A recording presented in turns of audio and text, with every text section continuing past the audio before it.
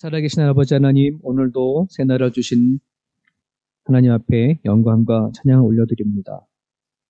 살게 하시고 또 살아간 삶의 현장 가운데 하나님 바라보고 또 살아갈 수 있도록 허락하시며 감사드립니다. 아직도 세계 곳곳엔 전염병으로 힘들어하고 있습니다.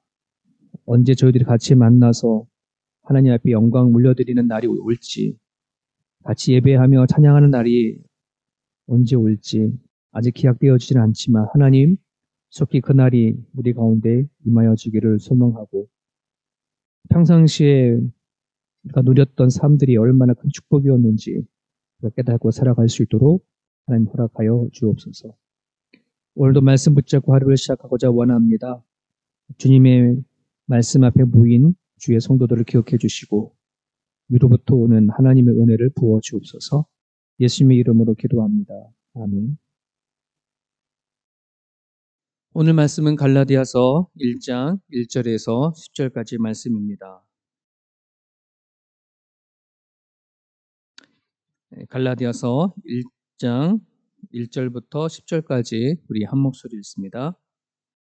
사람들에게서 난 것도 아니요 사람으로 말미암은 것도 아니요 오직 예수 그리스도와 그를 죽은 자 가운데서 살리신 하나님 아버지로 말미암아 사도된 바울은 함께 있는 모든 형제와 더불어 갈라디아 여러 교회들에게 우리 하나님 아버지와 주 예수 그리스도로부터 은혜와 평강이 있기를 원하노라.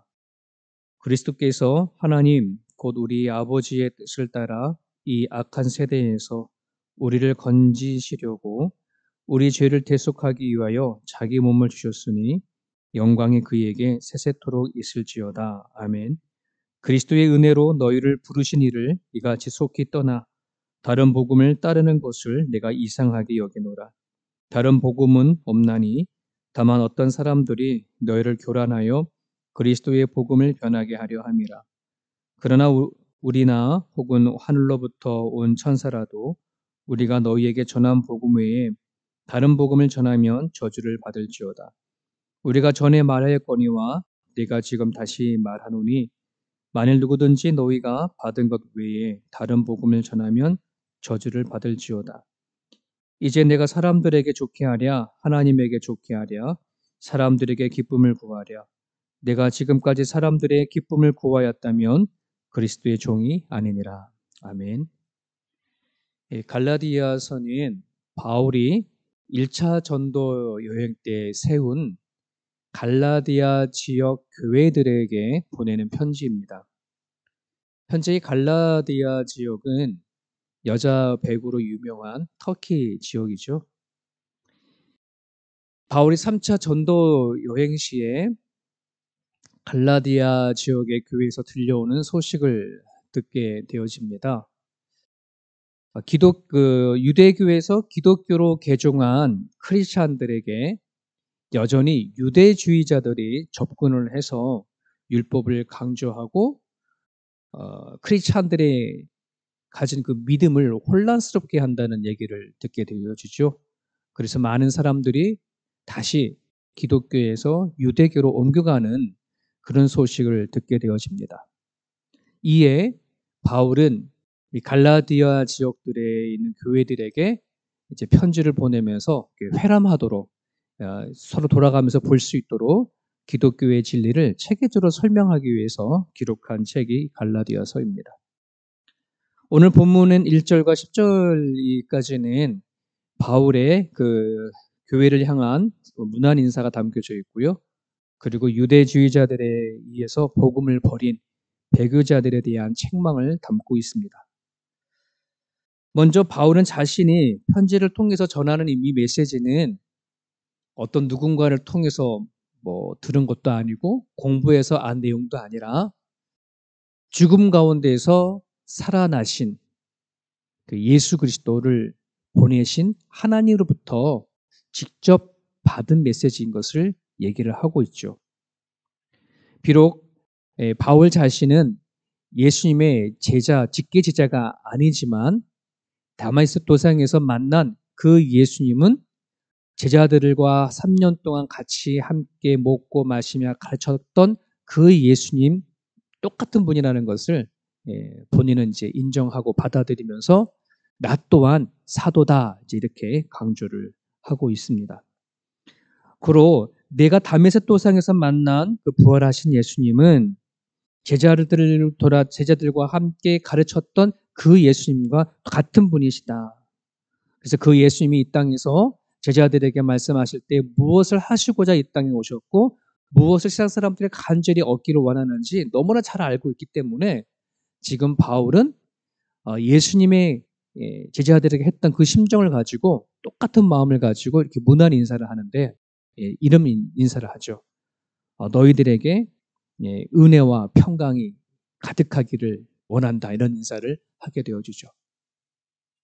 이 인사말은 그 당시에 예수님을 믿고 또 예수님의 말씀에 따라서 이 땅에 오신 성령 하나님을 누구나 다 경험한 사람이라면 이 은혜와 평강이 무엇인지를 너무나도 잘 알고 있었기 때문에 이런 인사말을 하더라도 이런 뜻이구나 라고 하는 것을 온몸으로 느꼈었어요.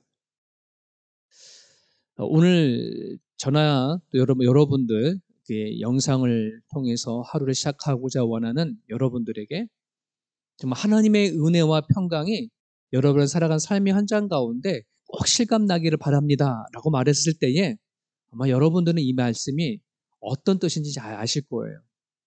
그것을 아는 그 이유는 뭐냐면 성령 하나님을 통하여서 내가 받은 믿음 때문에 그래요.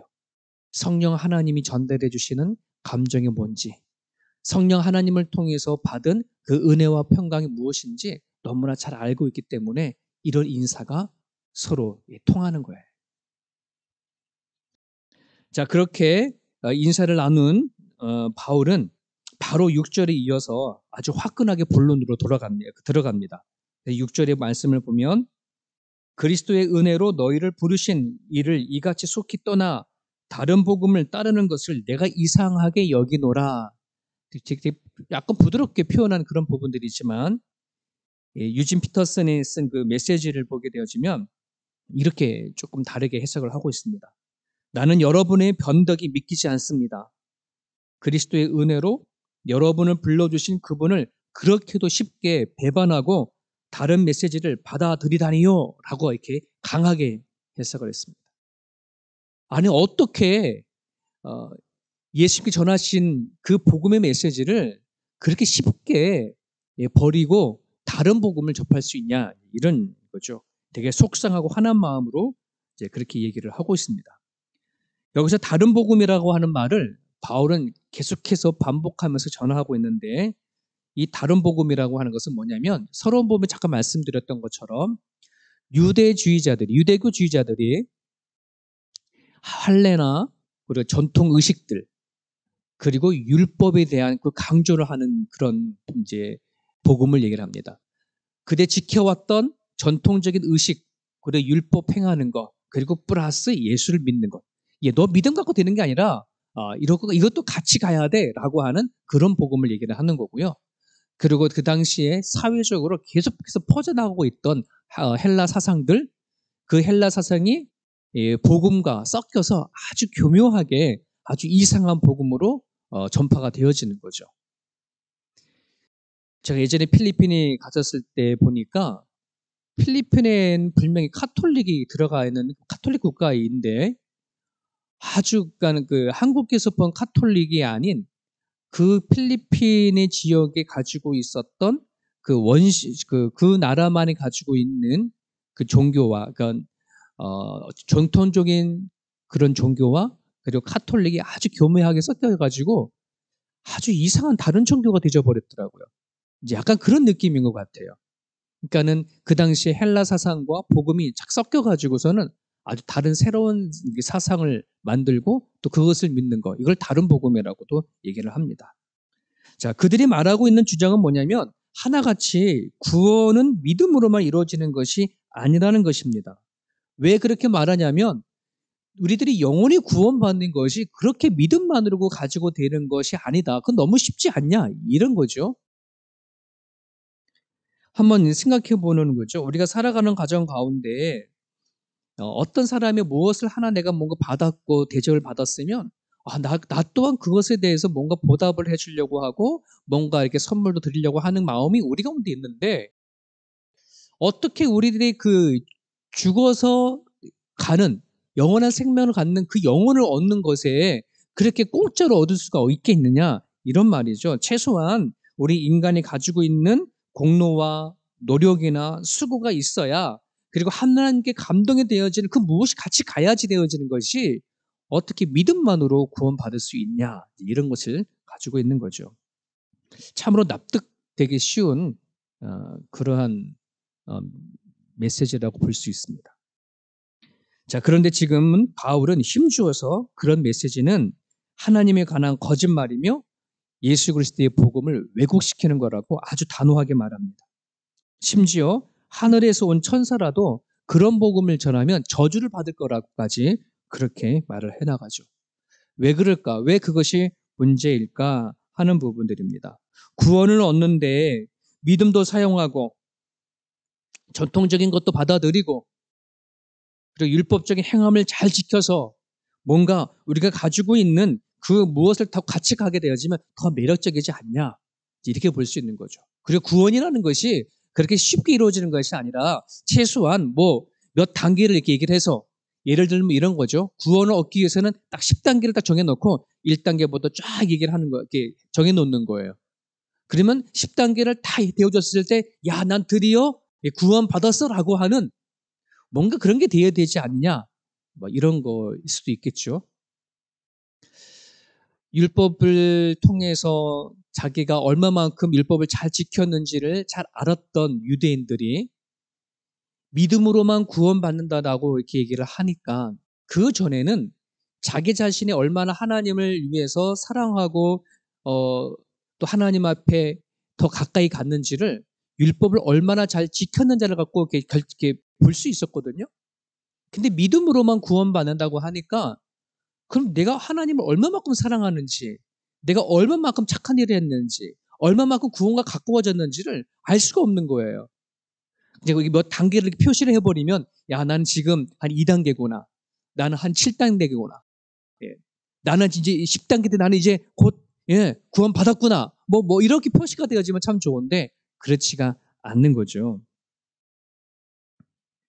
자, 그런 식으로, 하나님을 구원을 얻는데 뭔가 자기 자신이 뭔가 이렇게 노력을 해서 수고하고 애써서 얻어지는 것을 많은 사람들은 원했어요. 그리고 율법을 늘 지키며 살다 보던 유대인들이 복음을 받아들이고 믿으면 구원받는다고 하니까 그, 그 믿음을 갖고 살아가다 보니까 뭔가 허전한 거죠. 내가 뭔가 덜 하지 않았나? 더 해야 되지 않는가? 이런 것이 마음속으로 갈등이 일어나다가 결국은 믿음으로 구원받는 것을 버리고 뭔가 자기 자신의 노력을 해서 애써서 구원을 얻으려고 하는 그 방향으로 나아가게 되어지는 겁니다. 여러분, 왜 이것이 다른 복음이 문제가 되느냐? 왜 이것이 문제가 되느냐? 어떻게 보면 더 좋은 게 좋은 게 아니냐. 믿음으로도 나아가고 또 우리들의 노력과 행함으로 가면 좋은 게 아니냐 할지 모르지만 여러분 그것이 큰 문제가 되어지는 것은 뭐냐면 예수 그리스도의 십자가의 그 죽음을 손상시켜지는 것이기 때문에 그렇습니다. 즉 예수님의 십자가의 죽음 그 자체로는 부족하다라고 하는 것을 말하는 거예요.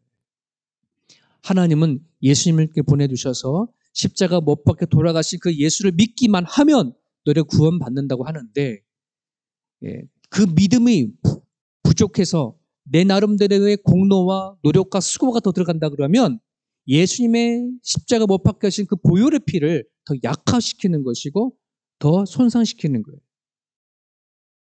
이런 사상을 주고 이런 마음을 심어주는 것이 사탄의 방법이라는 거예요. 예수의 피를 효력 없게 만드는 거예요. 여러분 예수님께서 공생애를 시작을 할 때에 마귀가 예수님께 다가와서 유혹한 거 아시죠? 세 가지를 가지고 다가와서 예수님을 유혹하셨을 때에 한번 생각해 보세요. 마귀는 그 예수님께서 그렇게 얘기를 하셨을 때 그걸 못하실 분이라고 그걸 알았나요? 아니요. 마귀는 알고 있었어요. 얼마든지 하나님의 아들인 예수님이 얼마든지 자기가 제시하는 것을 할 수 있는 능력이 있음을 알고 접근했어요. 근데 그 의도는 뭘까요? 의도는 예수님으로 하여금 하나님의 아들 되어지는 것을 스크래치를 내려고, 손상시키려고 하는 그 의도가 있기 때문에 그러는 거예요.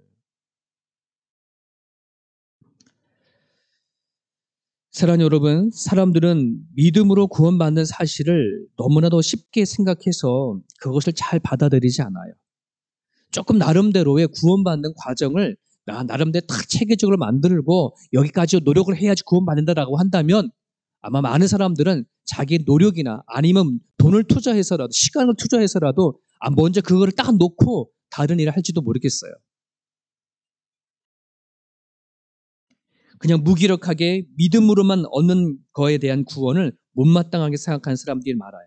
꼭 자기 가지고 있는 능력, 의지, 그다음에 자기 수고로운 뭔가 그것이 있어야 쟁취를 해서 얻어지는 그런 구원, 그것을 더 매력 있다고 생각하고 그것이 더 낫다라고 생각하는 사람들이 많았습니다. 이것은 오늘날 현대인의 사람들 중에서도 종종 볼 수 있어요. 어떻게 믿음으로 갖고 되어져 이것도 해야 되고 저것도 해야 되고 해야지 라고 말하는 분들도 참 많이 있습니다. 사랑하는 여러분, 구원에 있어서 우리는 아무것도 할 수 없습니다. 우리 힘으로 할 수 있는 거 하나도 없습니다. 오직 믿음으로 이 하나밖에 없습니다. 예수를 믿는 믿음이 아니고서는 결코 구원받을 수 없습니다. 나는 죄인입니다. 나는 더 이상 하나님이 아니면 아무것도 할 수 없습니다. 그렇게 예수님 영접하는 자만이 구원을 받습니다. 그래서 그 구원은 가난한 자나 부한 자나 배운 자나 배우지 못한 자나 높은 자나 낮은 자나 할 것 없이 누구나 예수 그리스도의 보혈의 피를 인정하고 받아들이면 다 구원받는 거예요. 그게 복음이에요. 그리고 그것이 은혜이죠. 그러한 온전한 믿음을 우리가 갖지 아니하게 되면 우리가 살아가는 데 있어서 내 모든 의를 내려놓지 못해요. 겸손히 하나님만 바라보고 섬기지 못해요.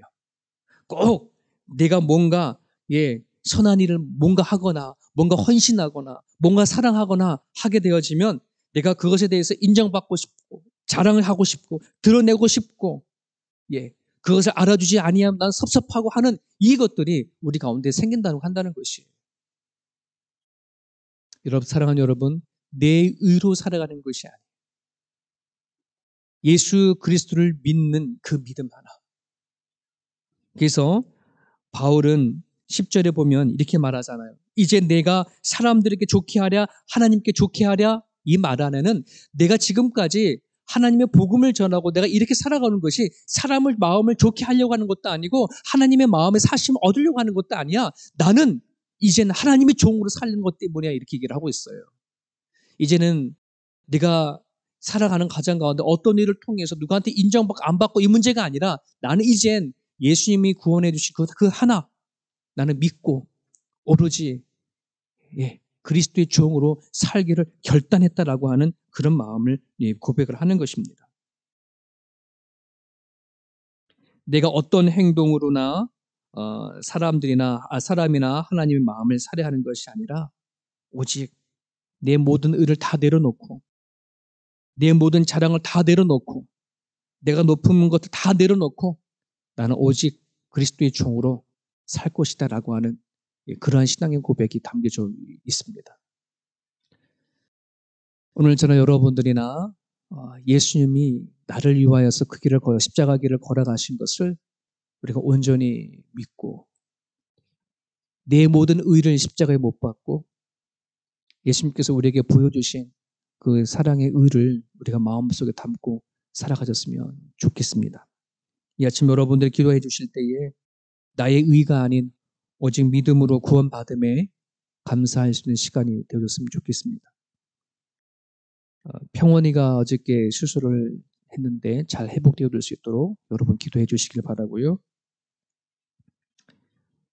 믿음을 지켜내기가 쉽지 않은 그런 시기 속에 저도 살고 있는데 세상에 유혹되지 않고 끝까지 믿음을 잘 지켜갈 수 있도록 이 아침 여러분 기도해 주시기를 바랍니다. 같이 기도하겠습니다.